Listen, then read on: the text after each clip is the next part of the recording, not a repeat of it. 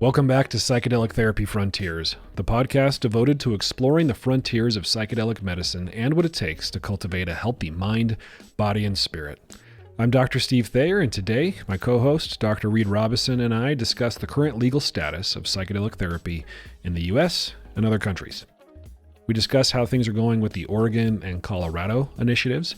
Reid talks about his recent experience testifying in front of Utah state legislators in support of a bill that would legalize psilocybin-assisted therapy here in Utah. We talk about Australia that recently rescheduled MDMA and psilocybin for therapeutic use and explore the pros and cons of state-by-state legalization or decriminalization efforts versus the FDA approval pathway.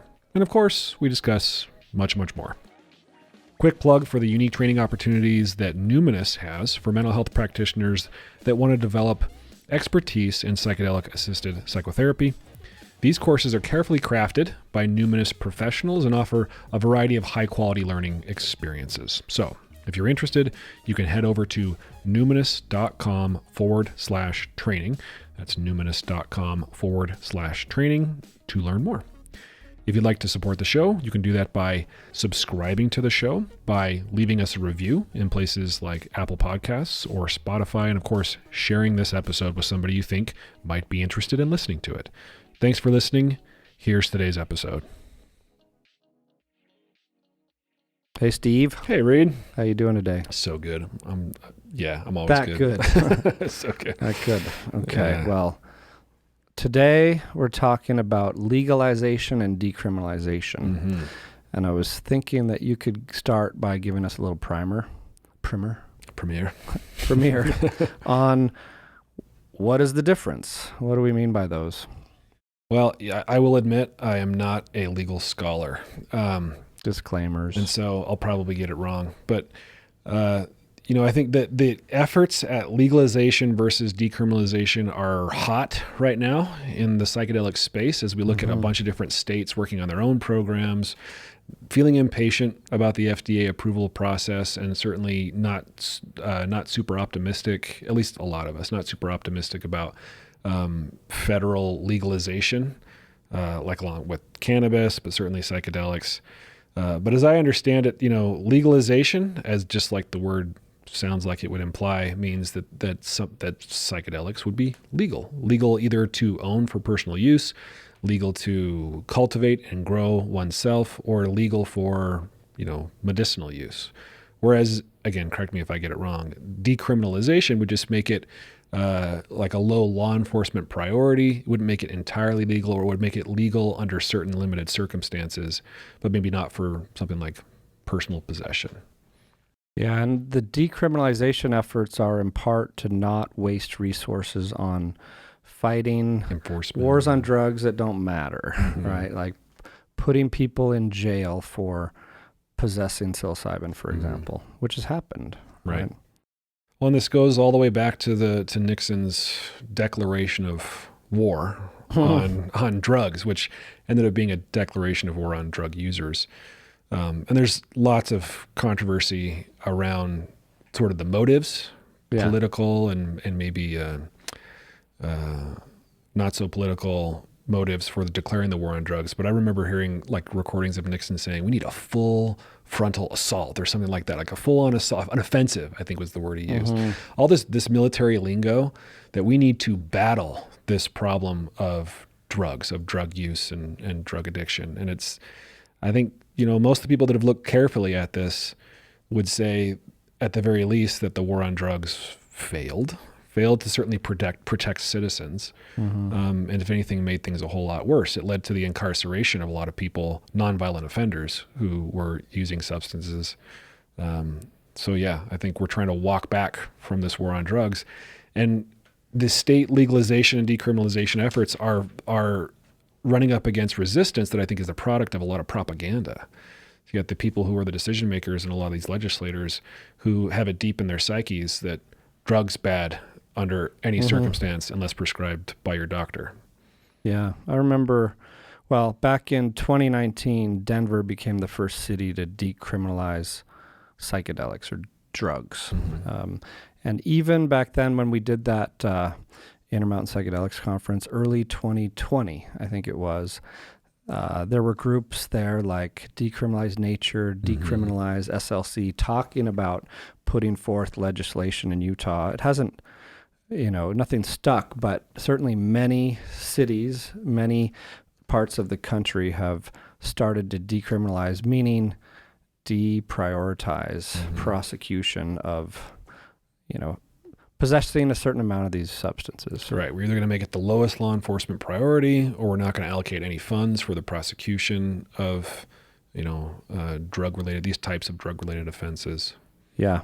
So, I pulled up a list of at least a dozen cities that have put it in that category, like lowest law enforcement priority. Sometimes it's that plus law enforcement defunded against this. But maybe we just look at Colorado or Denver as an example, but then focus on the legalization discussion, because that's a hot topic in Utah, because there's a psilocybin bill that just got debated the other day we'll talk about, and because Oregon is now starting the rollout of this legal psilocybin framework, and Colorado has one coming too. Right. Yeah.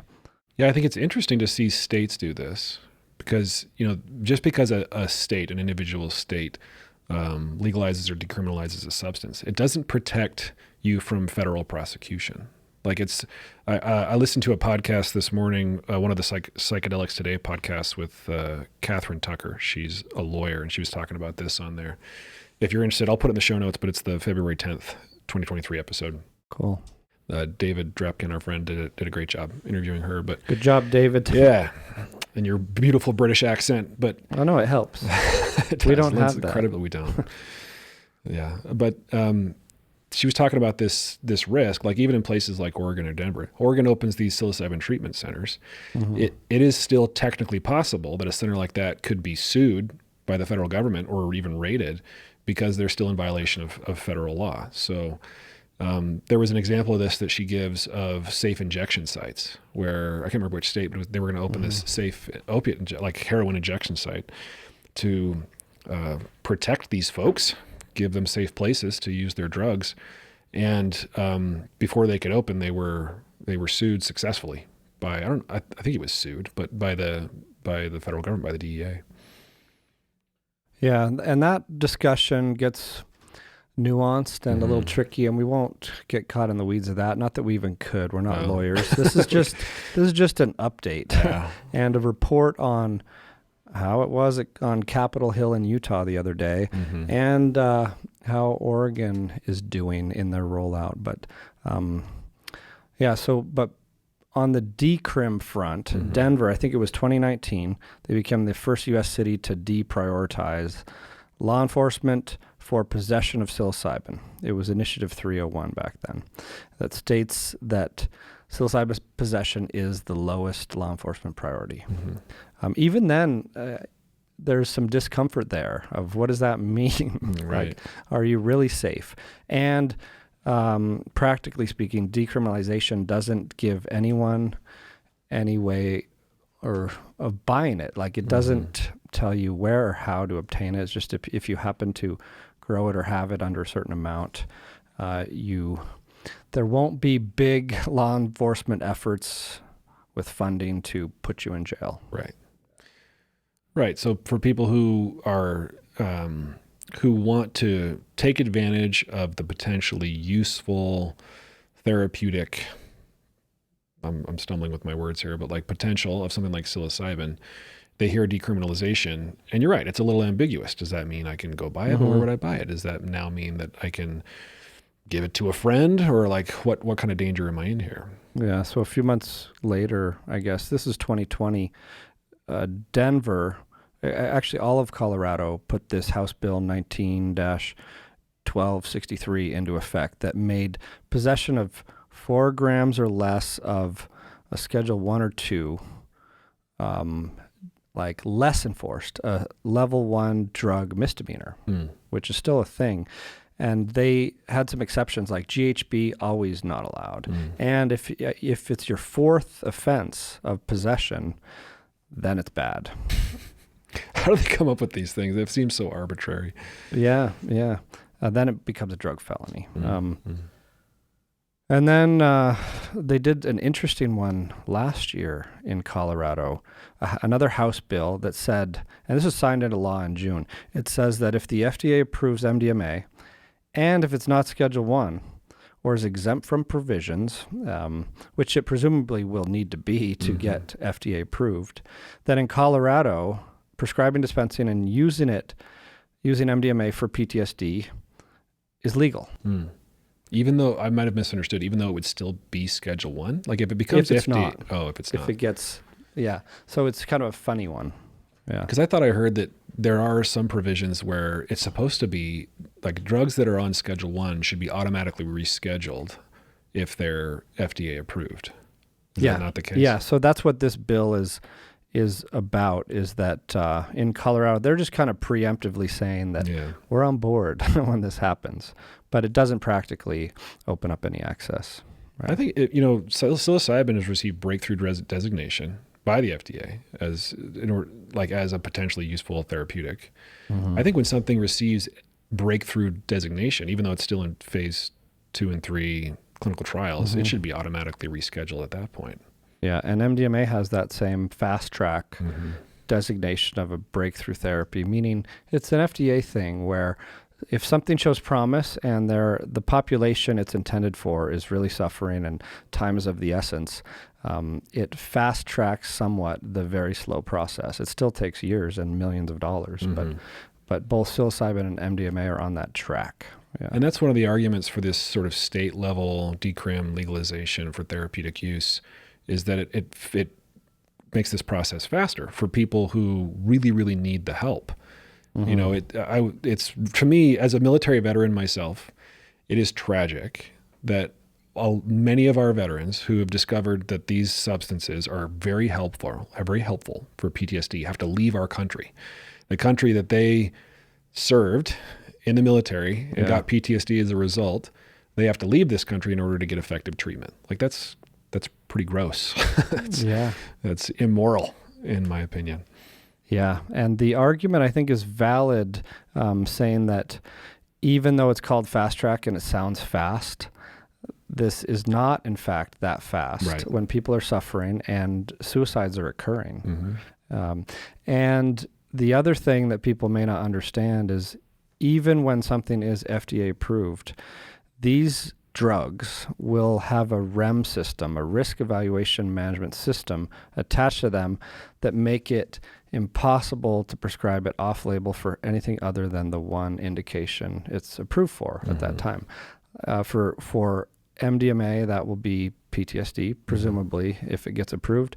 And for psilocybin, with Compass, it's treatment-resistant depression. Usona is going for major depressive disorder, further behind in the process a little bit. So it won't be available to people with other conditions through the FDA pathway. And so I guess there is an argument for that type of restriction. Like, we want to study these things thoroughly. We want to make sure that they're not used for indications that the scientific method hasn't shown they are safe and effective for. So I guess I kind of get it from that perspective. I get why the more conservative folks would want to take it very, very slowly and cautiously. But I don't know, when you look at the research and when you do the clinical trials like you and I do, I mean, you spent 12 hours in a room with somebody yesterday who may or may not have been on LSD because it's a placebo-controlled trial. Yep. That you see the potential, the healing potential for these substances to be used for a variety of conditions. And also there's the assumption that, depression is a discrete condition, that PTSD is a discrete condition. We've talked a lot about like how mental illnesses are diagnosed and how they're conceptualized in something like the DSM. They really aren't as discrete as maybe the layperson thinks they are. So if something really, really helps for depression, it would probably, I'm not going to, declare with certainty here, but you could make a pretty good argument that would also really help for PTSD or OCD or anxiety. Yeah, and it gets interesting when you look at both the state legislation around psilocybin, like in Oregon. We'll talk about that example that pretty much lets prescribers prescribe it for anything, including religious and spiritual expansion. Yeah, isn't it Oregon? Is it called adult use? 21 and up, yeah. But it has to be in the centers. Mm-hmm. In the centers, dispensed there, heavily tracked, and you're taking it with the therapy team sitting there. Or the therapist. Would they even use the word prescribe? Yeah, prescribe or medical referral. Okay. Yeah. Because it sounds like, spiritual exploration or the increase of creativity or whatever, that's not an illness that you're trying to treat, right? Yeah. So it's spiritual growth and religious experience are somehow covered in that, but still by prescription or medical referral. Yeah. And so that's where we're at. And maybe we'd talk about Oregon, first of all, because that's furthest along.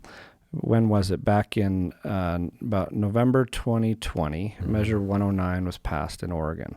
High profile, first of its kind in the country, allowing psilocybin therapy legally, right? And what that meant is there was a 2-year rollout period for the state to figure out what it was going to look like, and that has just ended last month. Now we're supposed to be in the time when you can get it. It's not there yet. No one's gotten it yet, because these things, the whole industry is being created essentially, right? With a lot of hoops to jump through. And so that's where it's at. Well, in Oregon, saw some resistance at the county level, if I remember right. Like some of the counties opted out. So there's only a few Oregon counties that are going to allow for these service centers to be established. Yeah, last year, and I think it was city level as well in some ways, but a lot of jurisdictions like that said they had the chance to say, no, not in my backyard. And they did. Like Portland's an example where they didn't. There's no geographic restrictions, but you still need all the business licenses. So there are 4 different licenses essentially. There's those who manufacture it or grow it, cultivate it. There's the laboratory testing of it. There's the service centers where you get it. And then there's facilitators who have to get licensed as well. And so there was an update I saw like yesterday where it said that there were only some of those categories haven't even received applications yet because they're still getting worked out. The organizations offering the training, the certification, and people getting the businesses set up in the right way. Yeah. So that 2-year development period happened. All the rules had to be in place by end of December, which I guess they were. And now it's still taking some time for the licensing. But basically it says that psilocybin needs to be cultivated by a licensed manufacturer, and they set up operations. Then there's a service center, a clinic essentially has to be majority owned by someone from Oregon. Right, locals. Yeah. And then the facilitators need training, and the training is 120 hours of the therapist training. And that's been an interesting industry to watch pop up because the trainings cost on average $5,000 to $10,000 to get trained, but sometimes a lot more. Like I've seen, I think $50,000 or something like that. Which is an important point because a lot of people talk about access to this care being limited because of how expensive the care will be itself. But sometimes that's a trickle-down effect of how expensive it is to train the people giving the care or spin up one of these shops or maintain these shops. I mean, they still have to be profitable enough to keep the lights on. And I was wrong. I misspoke. It's 160 hours of training, 40 in-person practicum where you're facilitating, observing non-ordinary states. I've seen pictures in some articles of just someone with eye shades listening to music in a room. Yeah, I haven't followed it closely enough, but are you aware of any of like the details on the training requirements or if there are contracts being made with certain organizations to provide that training? Yeah. So there are a bunch of training programs already doing the training. Like I'll list some off as an example. Earth Medicine Center with kind of a shamanic character to it, partnered with indigenous plant medicine communities and teaches from an ecological perspective. There's some leeway, like you have to have 120 hours that could be entirely online, and then the 40 in person.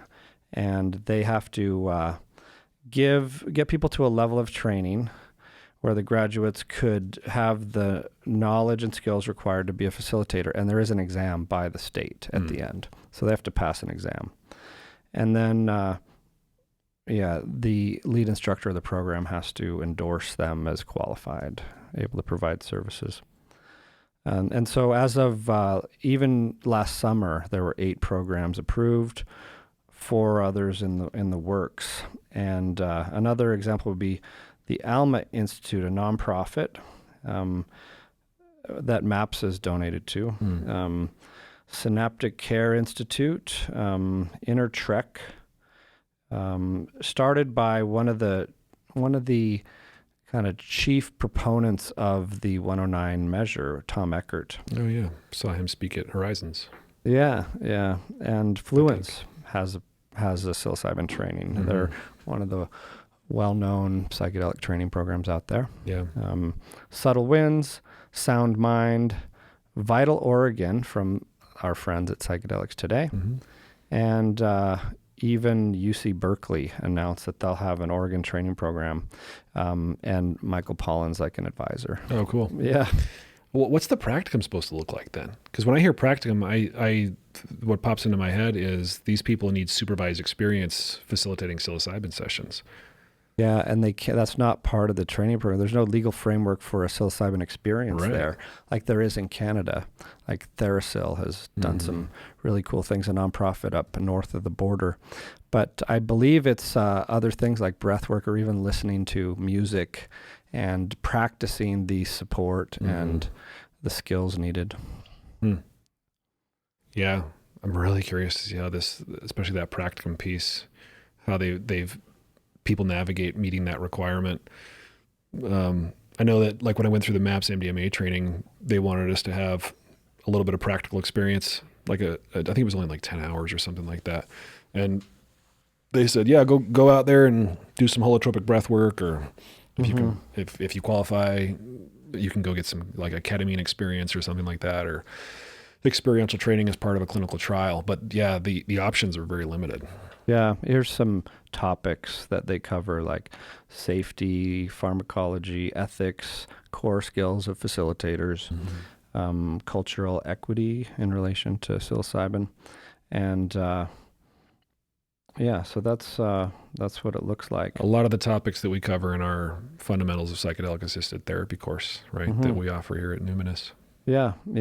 And so another thing that's probably of interest is what the actual process looks like, to what the course of treatment looks like. So there's a preparation session. When a client gets a medical referral or a prescription, then they go into the licensed clinic that bought it from the licensed facility, and it was tracked on delivery. I don't know if this is armored cars or what, or some psilocybin delivery vehicle. Right, yeah, a mushroom-shaped car or something. Yep.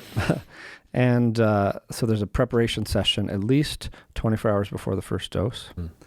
The administration session, client comes in, consumes the mushrooms, facilitator with the licensed facilitator. And interestingly, the integration session is optional. Yeah, completely optional. To follow up with a licensed facilitator and learn about additional peer support and other resources. Interesting. Yeah. I wonder why they made it optional. I imagine some thought went into that. I don't know. Yeah. I wouldn't have made it that way. That's why I'm wondering, because I wouldn't have made it optional. We talk a lot about how important integration is on this show. Arguably integration is the most important thing. I mean, certainly you don't integrate if you don't have the experience, so dosing is important. But yeah, I mean, kind of the point is to make substantive changes in your life, and psychedelic experiences can be hard to make sense of and integrate into your daily life without help. And I would argue that if you really come in and look at the clinical trial data with fresh eyes, it is not fully known the value, the need, the frequency of integration that would be optimal. Like if you look at some of the end-of-life anxiety studies, it's the profound experience that matters most. And of course, we want to surround people with the best support possible and follow up for safety and everything else. But I know, like in other clinical trial psychedelic drug development pathways, like we're doing the MindMed study, the therapy is de-emphasized compared to what MAPS is doing with MDMA for PTSD, where there's 40 hours of therapy and intense, as we've discussed, as you and I both know, very intense therapist training. Yeah. So to your point, the clinical trials, just to sort of emphasize what you're saying, they're not really studying the therapy as an independent variable as much as they are studying The medicine. Like in a psilocybin study, placebo-controlled psilocybin study, for example, both groups get the therapy. One group gets placebo. And so we're not able to fully answer that question yet, right? So we do talk a lot about integration. We believe in integration, and it's not going to hurt. But there is that open question of like how much, what kind, and like the essential nature of it. Because clinical trials, it's interesting, like ketamine got studied as a medicine, IV, initially, and then the studies kind of continued. Very few CAP studies. Now they're starting to come out, but certainly no like good, big controlled CAP studies. Psychedelics came in under this framework of psychedelic-assisted psychotherapy, and they get studied that way, but not in a way of like medicine plus therapy versus medicine, no therapy. Yeah, and like you said, it sounds like MAPS is probably the one that has the most heavy-handed focus on psychotherapy. And they even have a particular psychotherapy model, like this interdirected approach that they're testing alongside MDMA. Which other medicines, psilocybin, de-emphasize that a little bit, and then LSD even more so. Like there's still the same kind of facilitator support and still integration visits as part of the protocol. But it's interesting to look at with MAPS and MDMA going up first against the FDA as the first psychedelic-assisted psychotherapy. It may create an interesting bar that the other medicines to follow will be evaluated against, and it may not make sense in the same way. Yeah. So, I mean, a lot more research to be done. And again, to harken back to the point I was making earlier about the slower, quote unquote, safer scientific pathway, in order to feel really confident that psychedelic assisted psychotherapy or specific medicine assisted psychotherapy is safe and effective, like it needs to be studied thoroughly. But I don't know that we need to study every single possible combination of medicine and therapeutic intervention to say that it could be useful. We can at least say through these initial studies that the medicine isn't dangerous enough and useless enough to be on Schedule 1.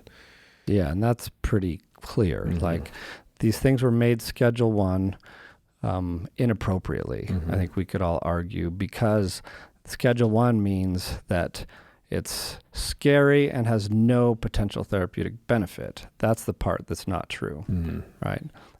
They may, depending on how you define it, they may have, of course, everything has risks. Psychotherapy has risks, right? I mean, in some rare cases, going to a therapist can make a person worse, right? Yeah. I mean, email me and tell me a medical intervention that doesn't have some risk, right? Yeah. I mean, just about all of them do. And I think that was kind of and if you're ready to segue into the Utah bill and your experience on Capitol Hill, I think that was sort of the point that a lot of people are trying to get this House bill, what was it, 200 or Senate Bill 200 passed here in Utah, is that yes, FDAs were going through that process, but it's needlessly slow given what the data already say. Let's hustle here in Utah and get this healing modality to people quicker. And the argument that people are already using it. They're seeking it in the underground. And wouldn't it be better to provide people a legal framework through which to do that? Because in the underground, where it's completely unregulated, you don't have licenses of facilitators that give people some comfort. I know this is a debate. There's a whole indigenous tradition and other spiritual religious uses that that make sense, and there's no guarantee of getting a rock solid, ethical, perfect facilitator crowd across your program. Sure. But there is an argument that it could protect people by having a way, because they're going to go access it. They are anyway. That's the safe injection site argument too, right? Or the argument to just legalize all drugs. That we could invoke Carl Hart, Yeah. in the conversation that making drug use and possession illegal, something that you could be thrown in jail for, under the idea that if there aren't severe penalties, people will become dangerous menaces to society because they're using drugs. That might not be true. And the argument being that making it illegal and prosecuting people and throwing them in jail does way more harm than it does protection for the public good. Yeah. And so before we dive into Utah details, there's one more interesting thing about Oregon's program is when you come into the service center and get a dose, the dose can be, if it's less than 2.5 milligrams of psilocybin, which can be done, like that's a tiny dose, you might only need to spend an hour there. And up to 6 hours, if you take a high dose, like 35 to 50 milligrams, that's like 35 to 50 is 5 dried grams equivalent or more, right? So they're going to be dosing with synthetic psilocybin then? No, it's measured in milligrams? That's just, it's getting reported that way because, there's testing on potency. This is my understanding. I'm not involved, and I don't have rock solid proprietary knowledge or anything like that. Up to date awareness of this. But my guess is that it's being reported that way because there is interstrain variability in potency. Like if you're taking 1 gram of penis envy versus 1 gram of golden teacher psilocybe mushrooms, then there's a difference in potency, and so the solid way around that is to report in psilocybin milligrams, like the studies do. Like the studies we're doing with psilocybin are typically 25 milligrams of psilocybin for depression, for example. So anyway, that's I thought that was interesting that you could come in and get a tenth of a dose for an hour, like trichotillomania. Right. Yeah. Just chill out. Huh. Interesting. Yeah. So Reid, tell us a little bit about your experience on Utah Capitol Hill the other day.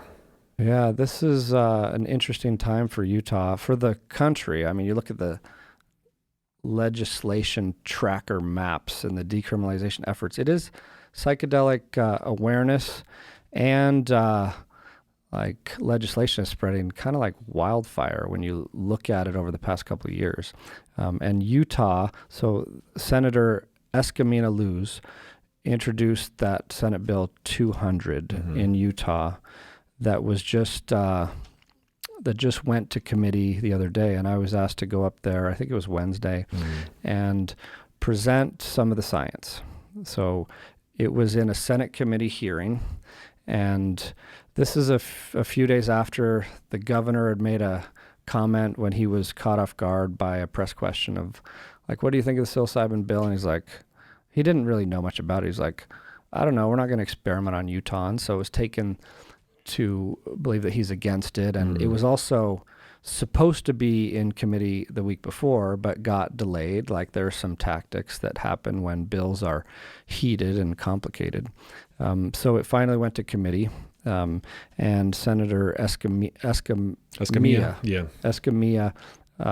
presented it with a really heartfelt argument that there's a mental health epidemic and people are suffering. There's a suicide epidemic, and so I shared a few minutes of data on the safety. Like this is a drug that's impossible to have a lethal overdose with and has little to no abuse liability, can even be anti-addictive in the right kind of framework with the right therapy, and that there's a whole lot of growing evidence to support its use for certain mental health conditions.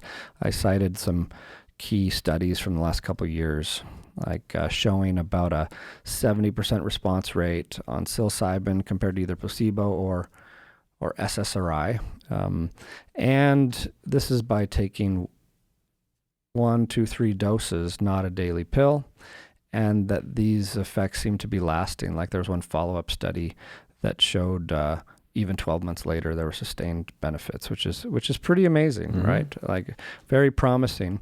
And I just made the argument that in my opinion, the benefits far outweigh the risks of opening up access in a careful way to people who need it, because people are suffering, like from mental health conditions, big time. Utah ranks consistently alarmingly high in suicide rate. And in fact, I was involved in the Utah suicide study a decade ago when I was at the University of Utah, and we would analyze every suicide and accidental overdose in the state of Utah for a couple of years. And it's a huge concern here. And so that's the argument I made, is that it would save lives. It would save lives. And I also agree with being cautious and careful with how these things are put forth. And I also know that legislation is a political thing, right? Like medical cannabis, the list of indications is not from the science as much as it is from the legislators writing it. Yeah, the political appetite. So, and then after that, Connor Boyack of Libertas presented a really compelling case for allowing it because people are accessing it already. And this is a lot more conservative than medical cannabis. People don't take it home. It's in licensed facilities. So maybe to back up, this would allow it for depression, anxiety, end-of-life anxiety, PTSD even, and it would be taken in licensed facilities with licensed facilitators who have to go through a training program, and prescribers need some kind of training too, and grown, cultivated in approved facilities, transported, tracked, Oregon-like.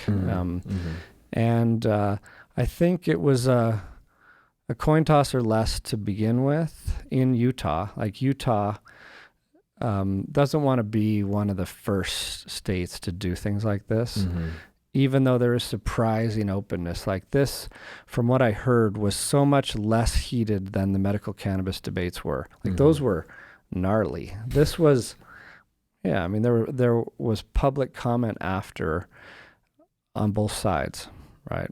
And like we were watching some of that just before. Yeah. It was interesting to see some of the public comment and the rationale behind on both sides of pushing this bill forward or squashing it. And I'd never observed. I watched a little bit of that video. I've never observed a political process like this before. And so it was a little jarring for me to see these, they allowed you like 60 seconds to make your point, and they're beeping you if you're taking too long. Yep. And, the people hearing this, the senators hearing this, just seemed bored out of their minds. It must have been like the fifth bill or whatever they'd heard. And they're 50th. Yeah, they're just trying to like move it through. And I made the comment to you before we recorded, I'm sure if they'd had any time to review this, most of them had made up their minds before any of you started talking. And we're probably not super likely to change a vote based on the testimony in that moment. I don't know. And that was the outcome. No one really wanted, it felt bigger than them. So the committee just voted to table it for further discussion, which means April or May it'll get discussed, because they're doing bill after bill in this legislative session, and this is too much. It's big. Yeah, it's big. So that is promising. Like it's a victory in terms of awareness and receptivity by a good part of the population. Yeah. And a good debate to have, right? I think so. I think it's an important debate to have. And as a native Utahn, I'm proud of Utah. I'm proud of the people who put this bill together, who did all the really, really hard work.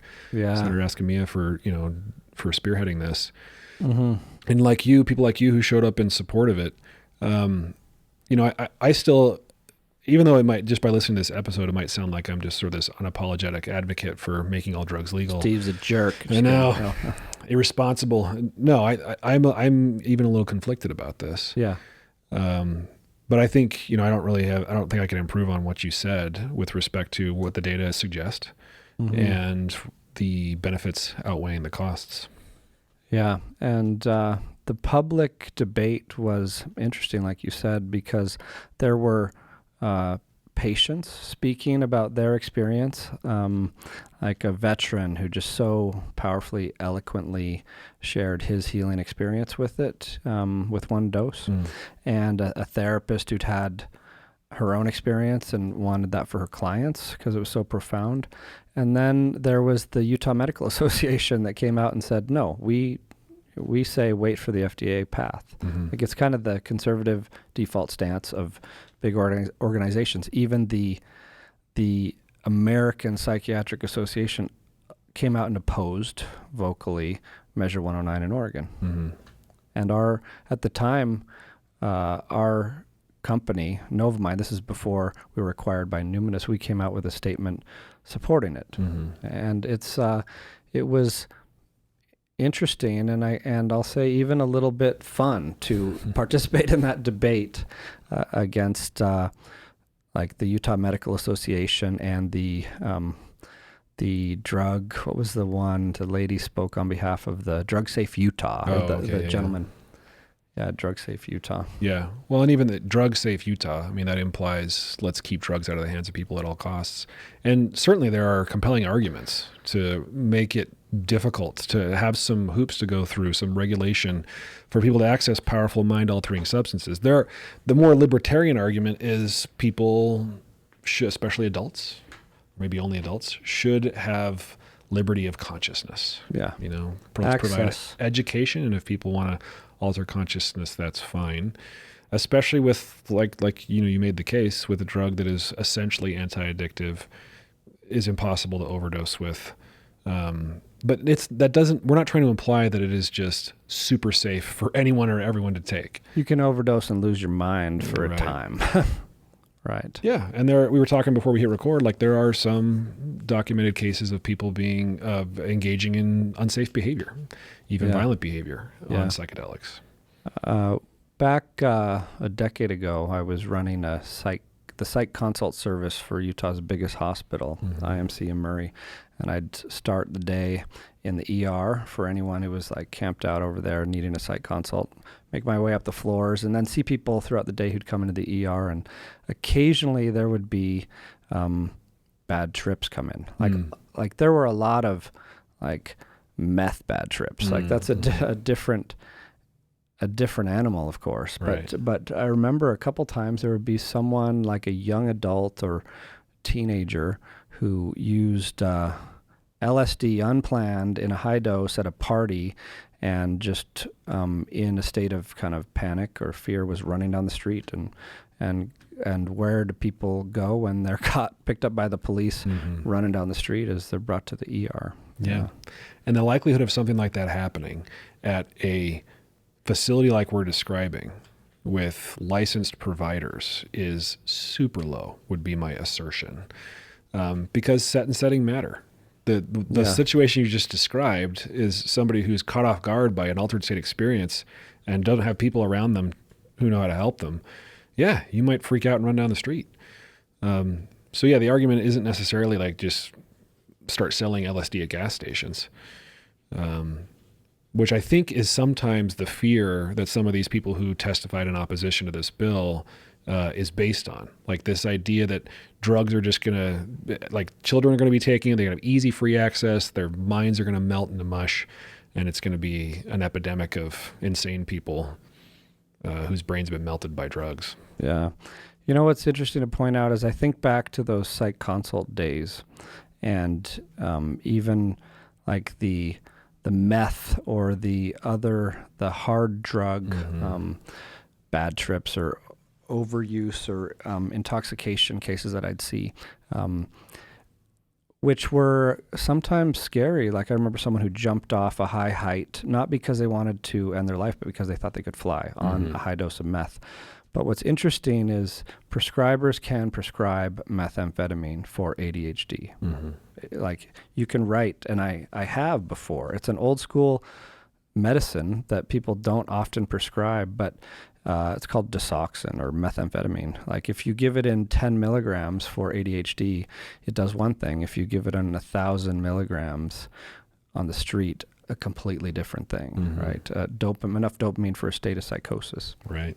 Yeah, dose matters. So, yeah, it does. And it shows why, psilocybin shouldn't be Schedule 1 if methamphetamine is not in that way, right? I mean, those differences are just, anybody who spends 10 seconds looking at that stuff, it just seems hilarious that your doctor can give you something akin to heroin or meth by prescription, and that's considered safer and more therapeutic than something like psilocybin for mental health conditions.